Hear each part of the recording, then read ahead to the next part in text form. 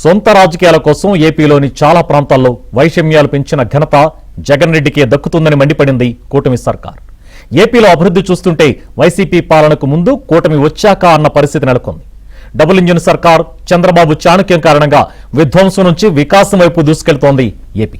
ముఖ్యమంత్రి చంద్రబాబును రాజకీయంగా ఏం చేయలేనని తెలిసి కేసులతో ఇబ్బంది పెట్టే ప్రయత్నం చేసిన జగన్ అండ్ గ్యాంగ్కు న్యాయస్థానాల్లో పరాభవం తప్పలేదు. 2024లో వేసినటువంటి ఒక ఓటు లక్షల రూపాయల లబ్ధి చేకూర్చింది, వేల రూపాయల సంక్షేమాన్ని కల్పిస్తా ఉంది.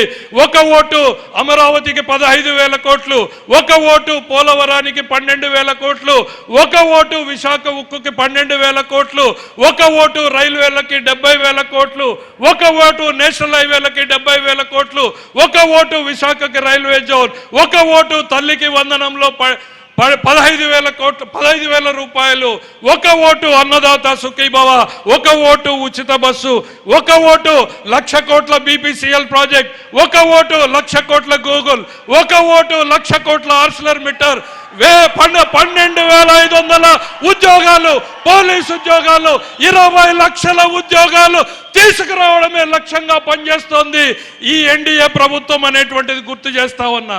డబుల్ ఇంజిన్ సర్కారు ఉంటే రాష్ట్రం ఎలా డెవలప్మెంట్ అవుతుందో ఢిల్లీ దాకా వినపడేలా ఏపీ గురించి గడగడ బాగా చెప్పుకొచ్చారు ఆర్థిక మంత్రి పయ్యావుల కేశవ్. 2024లో ఏపీ జనం వేసిన ఒకే ఒక్క ఓటు లక్షల కోట్ల లబ్ధి చేకూర్చిందని, భవిష్యత్తులో 20 లక్షల ఉద్యోగాలే లక్ష్యంగా కూటమి ప్రభుత్వం పనిచేస్తుందన్నారు. కానీ కండిషన్స్ అప్లై అన్నట్లు ఏపీని వైసీపీ పాలన ఆర్థిక విధ్వంసంతో అస్తవ్యస్తం చేసిందని, ఏ పని చేయాలన్నా ఖజానాలో డబ్బు లేని పరిస్థితి ఉండేదన్నారు. పీఎం మోదీ ఆశీస్సులు, కేంద్ర మంత్రి నిర్మలా సీతారామన్ ఆలోచనలతో ఏపీ ఇప్పుడు అభివృద్ధి దిశగా పరుగులు పెడుతోందని, ఆంధ్రప్రదేశ్లో మళ్లీ ఎన్డీఏ ప్రభుత్వం రావాలని, మళ్లీ రావాలని నినదించారు మినిస్టర్ పయ్యావుల. ఈ రాష్ట్ర మంత్రిగా నిర్మలా సీతారామన్ గారు మనకు అందిస్తున్నటువంటివి చెప్పాలి. ఏ కష్టం వచ్చినా, ఎప్పుడు తలుపు తట్టినా నో అనకుండా మనకి అది పోలవరం కావచ్చు, మేడం మీరిచ్చినటువంటి ఢిల్లీలో మాకున్నారు అన్నటువంటి ఒక భరోసా ఇవాళ మాకు కల్పించారు మీరు. మేము పోలవరం మీద వెళ్తే వెంటనే సంబంధిత అధికారులతో మీరు మాట్లాడతారు. మాకు ఇబ్బందులు ఉన్నాయి మేడం, గత ప్రభుత్వం 12%, 13% వడ్డీలతో చేసింది అంటే బ్యాంకులతో మాట్లాడి మీరు 9% ఇప్పించారు. మీరు అడుగడుగునా మీరు అండగా నిలుస్తున్నారు. విశాఖ ఎకనామిక్ జోన్ కావచ్చు, రాయలసీమ హార్టికల్చర్ హబ్ కావచ్చు, మా ముఖ్యమంత్రి గారు ఏ ప్రతిపాదన పెట్టినా కూడా కాదనకుండా మీరు దాన్ని పరిష్కారం చేస్తున్నందుకు మీకు రాష్ట్ర ప్రజల తరఫున ప్రత్యేకంగా హృదయపూర్వకంగా ధన్యవాదాలు తెలియజేసుకుంటున్నాం మేడం. ఏపీలో కూటమి ప్రభుత్వం వచ్చాకే సనాతన ధర్మం 4 పాదాలపై నడుస్తోందని, ఆలయాల అభివృద్ధికి వందలాది కోట్లను సీఎం చంద్రబాబు కేటాయించారన్నారు మంత్రి బాల వీరాంజనేయ స్వామి. గత జగన్ రెడ్డి సర్కారు రామతీర్థంలో రాముడి తల నరికేయటం, పవిత్రమైన తిరుమల లడ్డూ కల్తీ చేసిందని, హిందూ మతంపై విశ్వాసం ఉందని పులివెందుల ఎమ్మెల్యే ఎందుకు డిక్లరేషన్ ఇవ్వలేదని ప్రశ్నించారు మంత్రి వీరాంజనేయ స్వామి. ప్రభుత్వం వచ్చిన తర్వాత దేవాలయాల అభివృద్ధికి వందలాది కోట్ల రూపాయలు కేటాయించడం జరిగింది. మన జిల్లాలోనే పెద్ద మొత్తంలో మన ఇన్ఛార్జి మంత్రి ఆనం రామనారాయణ గారు చిన్న గుళ్ళకి పెద్ద గుళ్ళకు కూడా నిధులు కేటాయిస్తున్నారు. అంతేకాకుండా నిన్ననే మన అమరావతిలో ముఖ్యమంత్రి గారు రథోత్సవంలో కూడా పాల్గొన్నారు. గత ప్రభుత్వాలు తిరుపతి లడ్డును కల్తీ చేశాయి. అదేవిధంగా రామతీర్థంలో రాముడి తలని నరికేసే పరిస్థితులు. ఇలాంటి పరిస్థితుల్లో హిందూ ధర్మ పరిరక్షణకి మన ప్రభుత్వం కట్టుబడి ఉందని తెలియజేసుకుంటూ, మన లౌకిక ప్రభుత్వం అన్ని మతాలని గౌరవిస్తూ మత విశ్వాసాలని కాపాడుకుంటూ ముందుకెళ్తాం. అంతేగాని ఒకప్పుడు ముఖ్యమంత్రి ఆయన నేను ఈ మతం మీద విశ్వాసం సంతకం పెట్టని చెప్పేసి వెళ్ళాడు. అలా కాకుండా అన్ని మతాలని గౌరవించుకుంటూ దేవాలయాలు ఆ మత ఆచారాల అభివృద్ధిని మనం కట్టుబడి తెలియజేసుకుంటూ, ఈరోజు తెలుగుదేశం ప్రభుత్వం వచ్చిన తర్వాత తెలుగుదేశం, జనసేన, బీజేపీల ప్రభుత్వం మార్కాపురం జిల్లా ఇస్తామన్నారు. మార్కాపురం జిల్లా ఇవ్వడం జరిగింది. వెలిగొండ నీళ్ళు ఇస్తామని చెప్పేసి తొందరగా కొద్ది నెలల్లోనే మీరైతే రోజు లెక్కేసుకోవచ్చు. సెప్టెంబర్ 1వ తారీఖున మనం వెలిగొండ నీళ్ళు ఇచ్చే పరిస్థితి చేస్తాం. 5 దశాబ్దాలుగా రాజకీయాల్లో నియమనిష్టలతో నిబద్ధతతో ప్రజాసేవ సాగిస్తున్న ముఖ్యమంత్రి చంద్రబాబుపై నిందలు వేయడానికి ప్రయత్నం చేసిన ప్రతిసారి ప్రత్యర్థులు అవాసు పాలవుతున్నారు. అసైన్డ్ భూముల వ్యవహారంలో హైకోర్టు ఇచ్చిన తీర్పే ఇందుకు నిదర్శనమన్నారు ప్రభుత్వ విప్ కాలువ శ్రీనివాసులు. 2016లో అమరావతి సిఆర్డీఏ పరిధిలో అసైన్డ్ భూముల వ్యవహారంపై వైసీపీ నేత ఆళ్ల రామకృష్ణారెడ్డితో రాజకీయ కక్షతో సిఐడికి ఫిర్యాదు చేయించిన జగన్ రెడ్డికి హైకోర్టు తీర్పు చెంపపెట్టు అన్నారు కాలువ. అటు సీబీఐ కేసుల్లో జగన్మోహన్ రెడ్డి న్యాయస్థానాలకు ఎందుకు హాజరు కావటం లేదని, ఏ తప్పు చేయకుంటే ప్రజాధనాన్ని దోచుకోకపోయి ఉంటే కోర్టు కేసులు ముందుకు సాగకుండా ఎందుకు అడ్డుపడుతున్నారని ప్రశ్నించారు కాలువ. చంద్రబాబు నాయుడు గారి పైన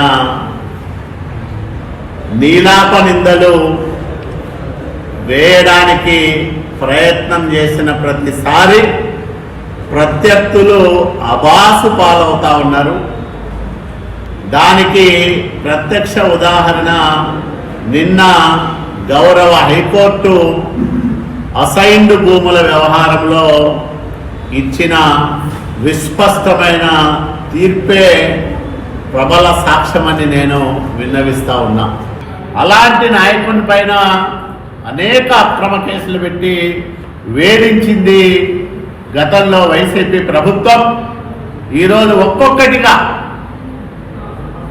ఆ కేసులన్నీ వీగిపోతూ సచ్చీలుడుగా మా నాయకుడు బయటపడుతున్న విధానం ఆయన నిబద్ధతకు చిత్తశుద్ధికి నిదర్శనమని కూడా నేను మనవి చేస్తా ఉన్నా. మరి నీ వ్యవహారం ఏంటి? నీ మీద నమోదైన సిబిఐ కేసుల్లో ఎందుకు నువ్వు విచారణకు హాజరు కావడం లేదు?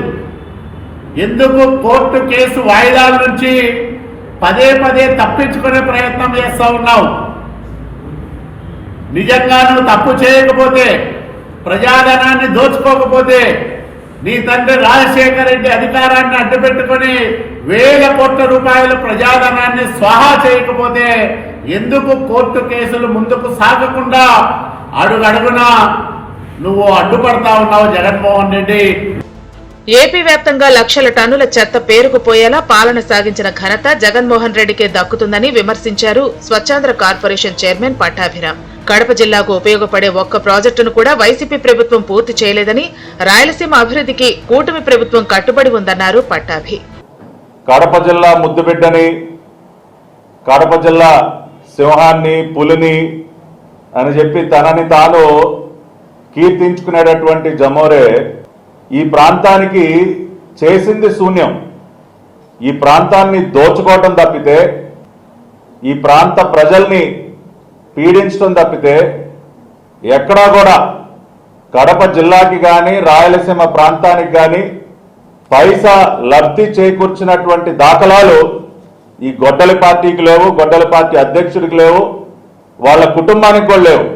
ఈ రోజున రాయలసీమ ప్రాంత ప్రజలందరూ కూడా గర్వంగా రైజింగ్ రాయలసీమ అంటా ఉన్నారు.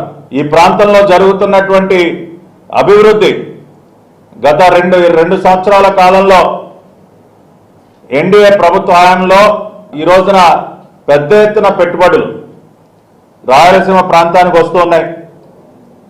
గత 2 ఏళ్లలో రాయలసీమకు దాదాపుగా 4,60,60,000 కోట్ల రూపాయల పెట్టుబడులు గత 2 సంవత్సరాల్లోనే ఈ ప్రాంతానికి రావటం జరిగింది. రాజకీయంగా సీఎం చంద్రబాబును ఎదుర్కోలేమని అధికారంలో ఉన్నప్పుడే గ్రహించిన జగన్ రెడ్డి ఆనాడే కుట్రలకు తెరలేపారు. తన మంది మాగాదులతో కోర్టుల్లో కేసులు వేయించి ఇబ్బంది పెడదామనుకున్నా చేసిన తప్పులు లేవు కనుక నిప్పులా బయటపడ్డారు. జగన్ అండ్ గ్యాంగ్ వేసిన కేసే తప్పని తలంటుపోయటంతో పాటు చంద్రబాబుకు అనుకూలంగా కోర్టు తీర్పు ఇవ్వటంతో కడిగిన ముచ్చల్లా మరింత ధగధగా మెరిసిపోతున్నారు ఎన్సీబీ.